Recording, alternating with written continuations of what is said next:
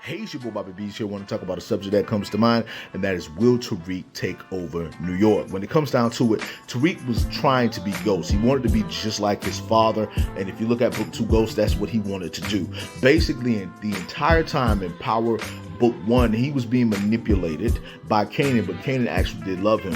But Kanan was using him as a weapon against Ghost because he knew ain't no one was going to get close to Ghost but Tariq. In the same way, Tasha kind of took over and tried to guide him. You know, she tried to do her thing with him, but he even proved to a point that he ended up becoming something else in his own right. And though he still goes to his mother for advice, at the end of the day, when it comes down to it, when you look at it, it was really just his uncle, Kanan, and his mama, you know, turning him against Ghost. For in Power Book 2, he's realizing how Ghost was right and how Ghost moved, and he's starting to put the pieces together, even though he still want to admit that his father is wrong. So when it comes down to it, will Tariq take over New York? Because the goal was always to become the biggest drug dealer in New York, to become what Dad didn't want to be, because Dad had the title, but Dad didn't want the title no more. But Tariq wanted that. He wanted to be in that life, but now he no longer wants to be in it. Now, with Book 2 Ghost pretty much coming to an end, will Tariq in the end up taking over all of New York? Will he end up in a situation where he is the number one guy that's over everything and running the crews? Or will he have a piece with Noma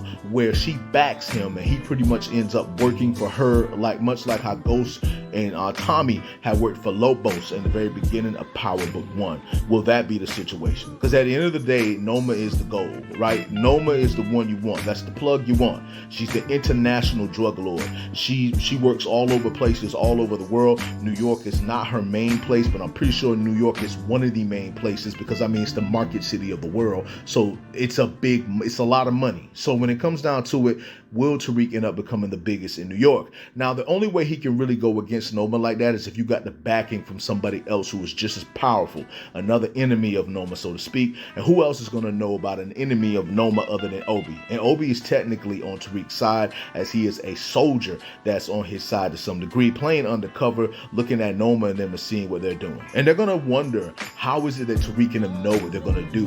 How is it that they're aware about what Tariq is doing? And they're going to be looking for a mole, and they're going to look more among one another than look at Obi. But really, it's going to be a situation where they might look at each other and eventually look at Obi as well. So you never really know.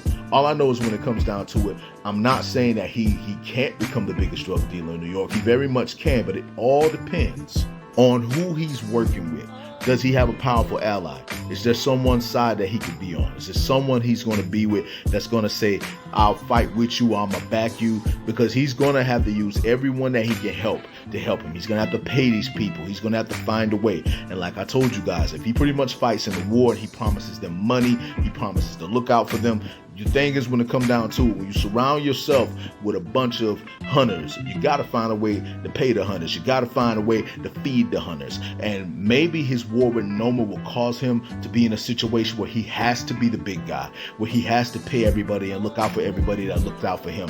That might be the situation. And much like Ghost, he will not want it anymore and want to give it to Braden or whoever else it may be.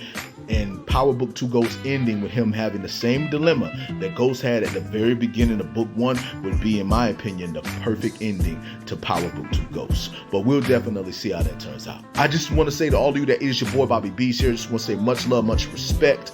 Hold it down, and